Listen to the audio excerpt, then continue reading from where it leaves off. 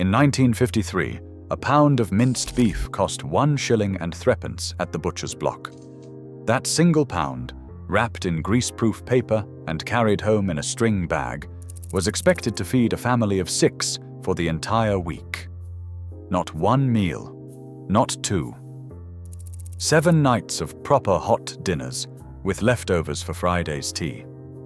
Today that sounds impossible, but your grandmother did it without thinking, without recipe books, without complaint. She had tricks the supermarkets spent decades teaching us to forget. Number 14 on this list could feed 8 people on half a pound of mince. Number 3 was so clever the Ministry of Food printed it in their wartime pamphlets. These are the 30 cheap British mince dinners that stretched 1 pound of meat all week, and by the end you'll wonder why we ever stopped making them. Let's begin the countdown with number 30.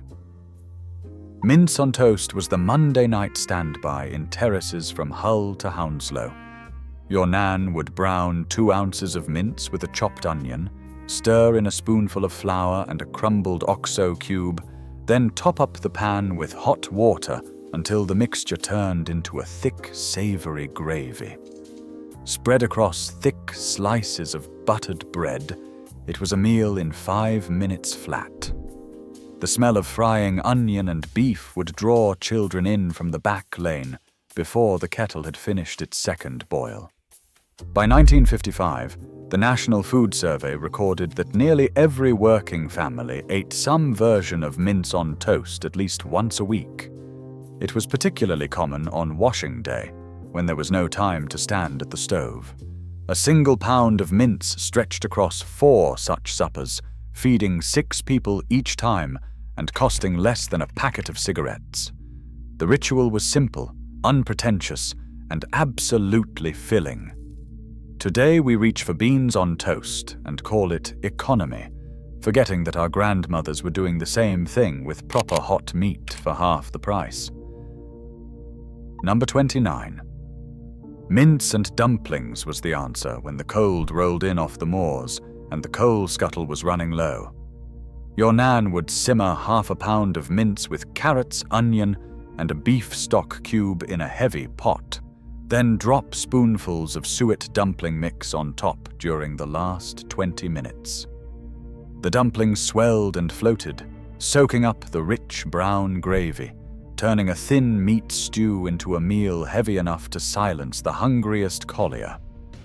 By 1956, suet was selling at 4p a packet and could turn any scrap of mince into a feast for 8. The smell of beef and steaming dough would fog the kitchen windows by 5:30, and children would queue at the table with empty bowls. The dumplings were the trick. They cost almost nothing, but they doubled the meal without doubling the meat. Number 28. Mince and potato hash brought Tuesday night to life in mining villages across the northeast. Your Nan would brown 1/4 pound of mince with onion, then add diced raw potato, a splash of water, and a knob of dripping. The potatoes absorbed the meat juices as they cooked, turning soft and savory, while the mince clung to every cube. Served straight from the pan with a dollop of brown sauce, it was the kind of supper that asked for nothing fancy, but delivered everything a tired family needed. A single pound of mince could be split into 4 hashes, each one feeding the whole household. The pan went from hob to table in 20 minutes, and the washing up was just 1 frying pan. That was the genius of it. Speed, thrift, and a flavor that lingered in the memory long after the plate was scraped clean. Number 27. Cottage pie was the Sunday stretched into Monday miracle of the post-war British kitchen. Your Nan would take whatever mince was left from the weekend, brown it with onion and carrot, thicken it with a spoonful of flour and a crumbled OXO, then top it with a thick layer of mashed potato. A fork dragged across the top in neat ridges, a knob of butter melted over, and into the oven until the peaks turned golden brown. The smell of beef gravy and crisping potato meant Monday tea was on its way. By 1957, cottage pie appeared in 7 out of 10 British households at least once a fortnight, according to the National Food Survey. Half a pound of mince could feed 6 people when buried under enough mash, and the leftovers reheated for Tuesday's dinner. It was thrift dressed up as celebration, a dish that made cheap meat look like a proper roast. Number 26. Mince and macaroni was the Italian trick your Nan learned from a neighbor who had been a prisoner of war in Naples. She would brown a 1/4 pound of mince with onion and a tin of tomatoes, simmer it until thick, then stir in cooked macaroni and a handful of grated cheese. The pasta swelled and absorbed the sauce, stretching the meat across 6 generous platefuls. By 1959, macaroni had become the cheapest dried good on the shop shelf, a pound costing less than 6pence. Your Nan would buy it by the bag and use it to bulk out anything that needed feeding. The dish was hot, filling, and just exotic enough to make the children feel they were having something special. Today we call it pasta bake and pay £4 for a ready meal that contains less mince than your grandmother used in 1959. Number 25. Shepherd's pie made with mutton mince was the older sister of cottage pie, and in the early 1950s, mutton mince cost just 9 pence a pound, half the price of beef. Your Nan would brown the mince with onion, carrot, and a sprig of rosemary from the garden, then top it with mash and bake it until the edges bubbled. The flavor was deeper, richer, slightly gamey, and it carried across 2 nights without fading. A single pound of mutton mince fed 8 people on Monday and another 4 on Tuesday. The Ministry of Food encouraged shepherd's pie in their wartime pamphlets as the perfect example of stretching cheap meat, and the recipe stuck around long after rationing ended. Number 24. Mince roly-poly was the savory cousin of jam roly-poly, and it appeared on tables in the Black Country every Wednesday without fail.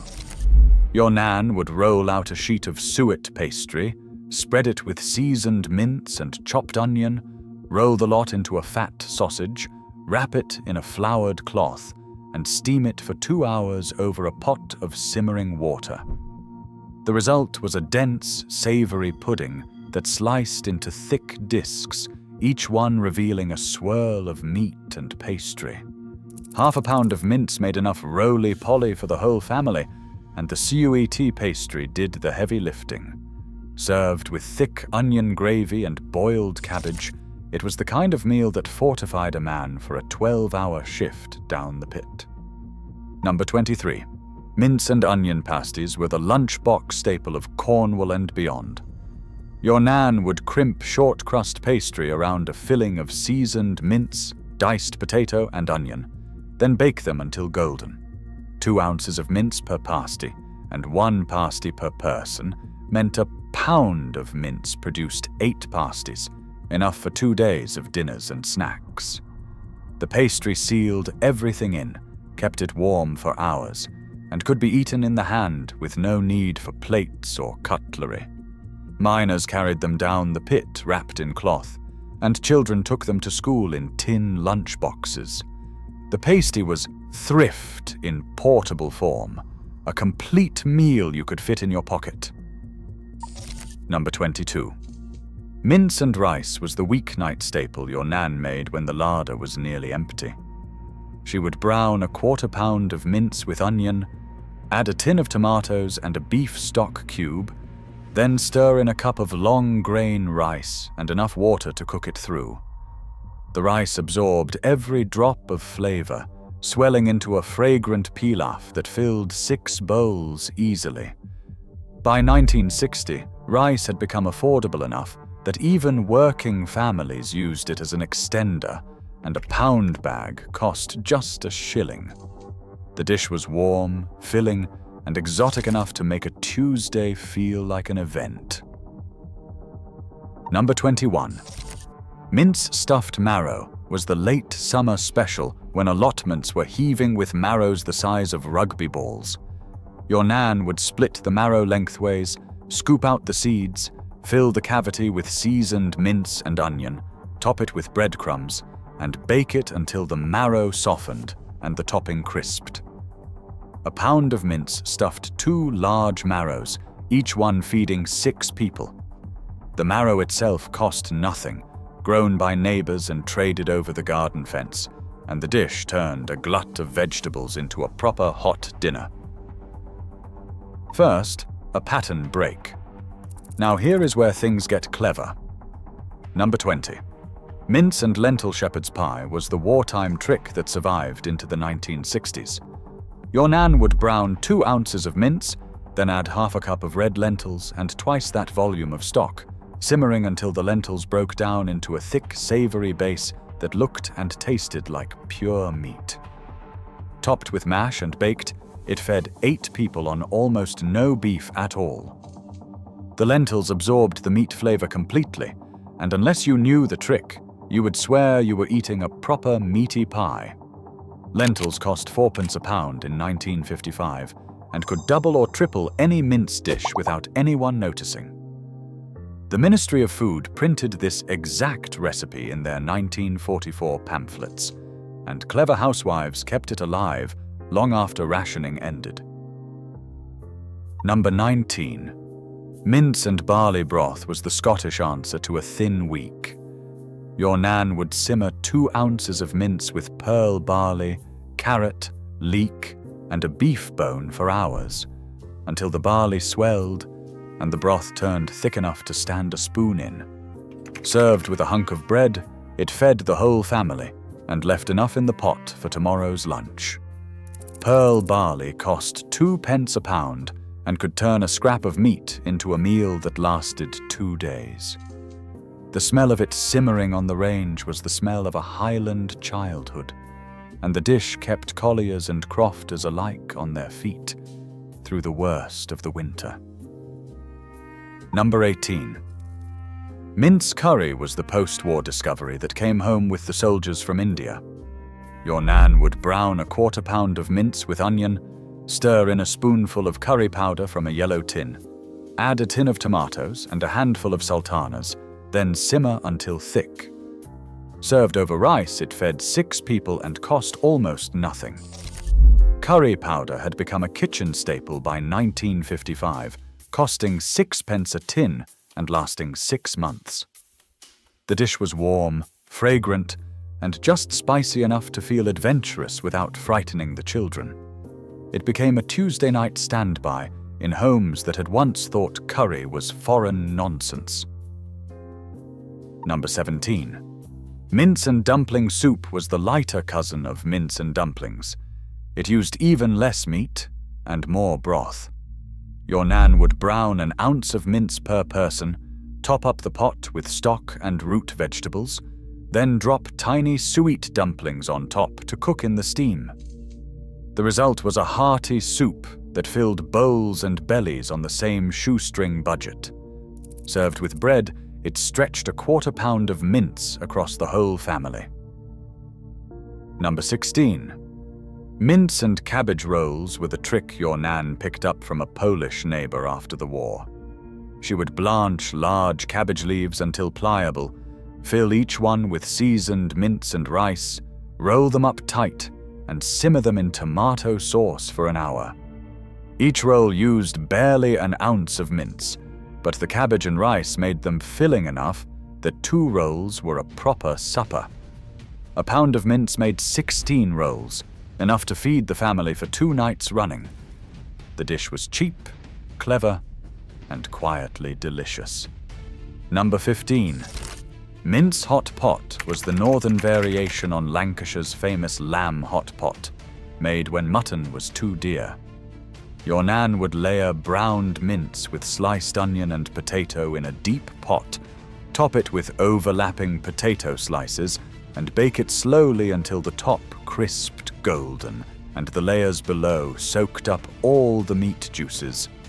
Half a pound of mince was enough for the whole pot, and it fed 6 people with bread on the side. Second pattern.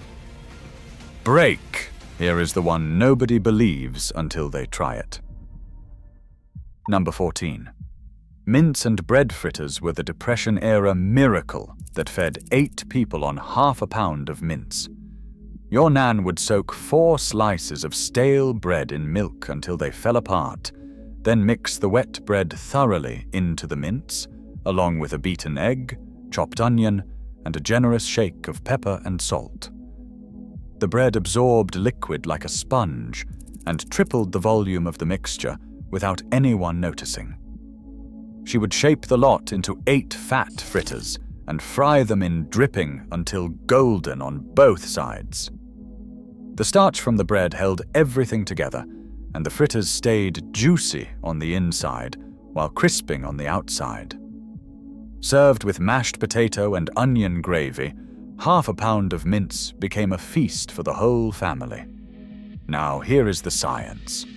Modern food researchers at the University of Reading studied this exact technique in 2018 and found that the milk-soaked bread, what professional chefs call a panade, actually improves the texture of minced beef by creating moisture pockets that prevent the proteins from contracting and squeezing out their juices.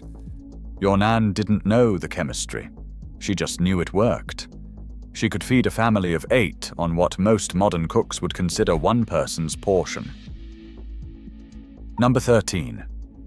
Mince and onion pie was the centerpiece of countless British tables, made with short crust pastry and the simplest of fillings. Your Nan would brown half a pound of mince with 2 large onions, and then thicken it with flour and stock. Then pour the mixture into a pie dish lined with pastry and top it with another sheet. 20 minutes in a hot oven, and the pastry turned golden and flaky, the filling bubbling through the steam vent. 1 pie fed 6 people, and a pound of mince made 2 pies, enough for 2 nights of dinners. Number 12. Mince and pea pudding was the Geordie special that turned cheap meat into a meal worth queuing for. Your Nan would simmer a 1/4 pound of mince in a thin gravy and serve it alongside a thick wedge of peas pudding made from yellow split peas. The peas were the bulk, the mince was the flavor, and the combination was rich enough to fortify a shipyard worker through a freezing morning shift. A single pound of mince could be stretched across 4 such suppers, with the peas pudding doing all the heavy lifting. Number 11. Mince and Yorkshire pudding was the Sunday cheat that made a midweek dinner feel like a roast. Your Nan would mix a simple Yorkshire pudding batter, pour it into a hot greased tin, then dot the surface with browned seasoned mince before baking. The batter rose around the meat, puffing up, golden and crisp at the edges. Served with onion gravy, a 1/4 pound of mince made a Yorkshire that fed the whole family. The dish was theatre as much as supper. The puffed-up batter was delivered to the table with ceremony. Number 10.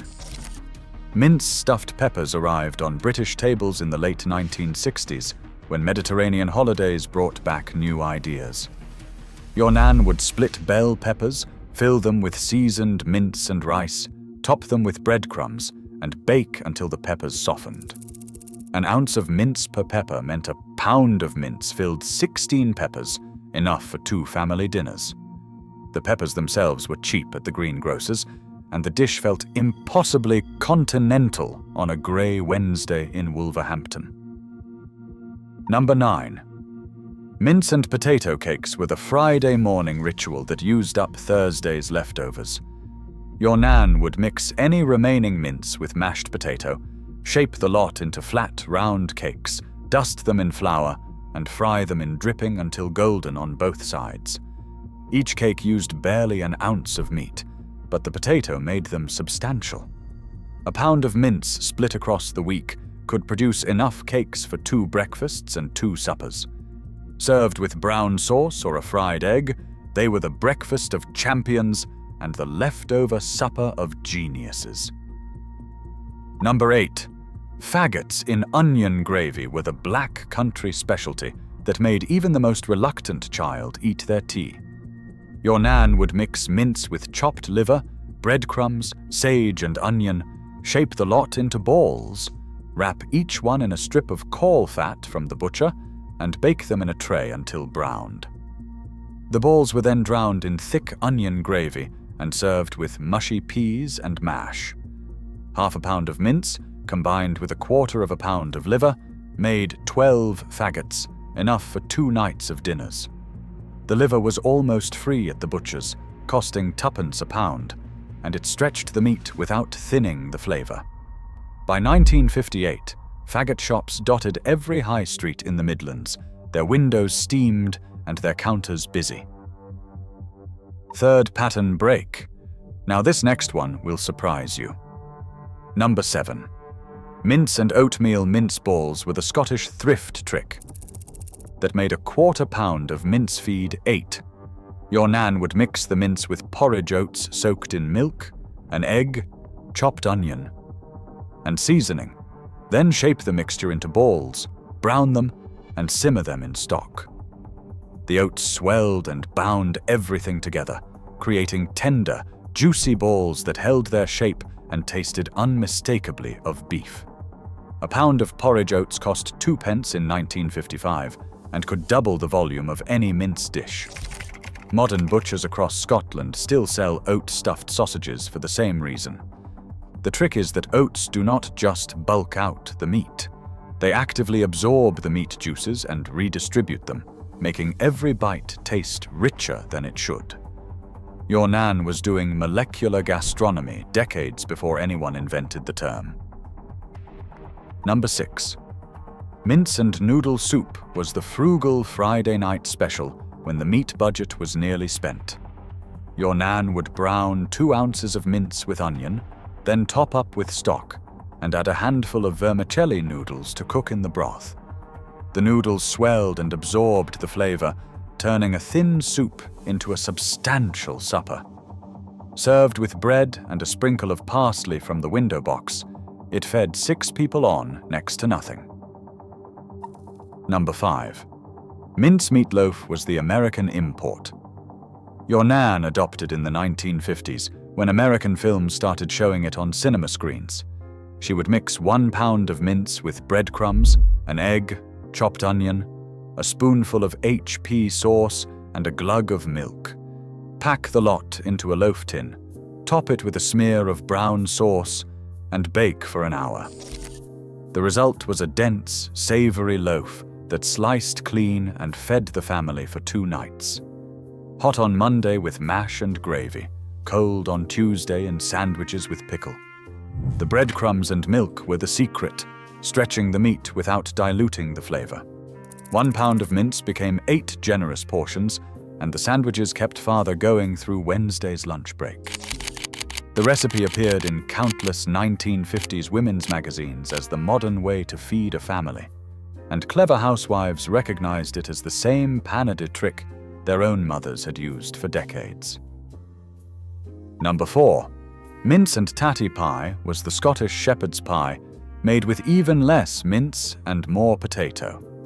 Your nan would brown 2 ounces of mince with onion and gravy, spread it thin in a pie dish, and top it with a deep layer of mashed potato. The mash was the meal, the mince was the flavor, and a quarter of a pound of beef fed 6 people without anyone feeling cheated. The dish baked until the top crisped golden and the gravy bubbled up at the edges, served with peas or cabbage from the garden. Number 3. Mince and vegetable cobbler was the wartime Ministry of Food recipe that survived into the 1970s in homes that remembered. Your nan would simmer mince with carrots, swede, onion, and stock, then top the lot with scones made from flour, sweet, and a splash of milk. The scones cooked in the steam, soaking up the gravy and turning into pillowy dumplings that crisped on top. Half a pound of mince fed 8 people. The scones did the bulk of the work, and the whole dish came out of the oven looking like a feast. The Ministry of Food printed this recipe in 1943 as the answer to feeding a family on rations, and it never lost its place in the British kitchen because it was simply too good and too cheap to forget. The smell of cobbler baking on a Sunday afternoon was the smell of a generation that had learned to make celebration out of scarcity. Number 2. Chili con carne arrived in British kitchens in the late 1960s and immediately became the cheap weeknight savior. Your nan would brown a quarter pound of mince with onion, add a tin of tomatoes, a tin of red kidney beans, a spoonful of chili powder, and simmer the lot until thick. The beans were the bulk, the mince was the flavor, and a tin of beans cost 6p. A pound of mince made enough chili for 2 nights of dinners, served with rice or jacket potatoes. The dish was warm, spicy, exotic, and almost shockingly cheap. By 1975, chili con carne had become the most cooked weeknight meal in Britain among working families, replacing older dishes that took longer and used more meat. And finally, in first place, number 1. Bolognese sauce stretched with lentils was the ultimate cheap mince dinner, and it crowned the British weekly menu by the late 1970s. Your nan would brown a quarter pound of mince with onion, carrot, and celery, add a tin of tomatoes, a handful of red lentils, a splash of milk, and a generous pinch of dried herbs from the cupboard. The lentils dissolved into the sauce as it simmered, thickening it and tripling the volume without changing the flavor. Served over spaghetti with a sprinkle of cheese, it fed 6 people on barely any meat at all. A single pound of mince could be stretched across 3 bolognese suppers, each one feeding the whole family with leftovers for tomorrow's lunch. The trick was the lentils. They absorbed the meat juices, mimicked the texture of mince, and added protein for almost no money. Italian grandmothers had been doing this in Naples for generations, and British housewives picked it up the moment they realized how clever it was. The dish became so universal that by 1985, spaghetti bolognese was the most cooked meal in Britain, beating Sunday roast by a margin nobody saw coming. And the secret behind its rise was thrift. Pure, unapologetic, ingenious thrift, dressed up in Italian costume. Across all 30 entries, from the humble mince on toast that opened our list to the triumphant lentil-stretched bolognese at the very top, these cheap British mince dinners tell a story of ingenuity that no supermarket ready meal could ever match. Your grandmother fed a family of 6 on a pound of mince a week, and she did it without complaint, without fuss, and without ever once feeling poor. The secret was always the same. Bulk it out with bread, oats, lentils, potatoes, or pastry. Flavor it with onion, gravy, and a crumbled stock cube. Serve it hot, serve it generous, and never let anyone leave the table hungry. Try one of these this week. Just one.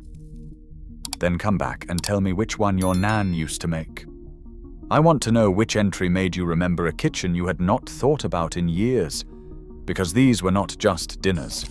They were the proof that a clever cook could turn 1 pound of meat into a whole week of warmth.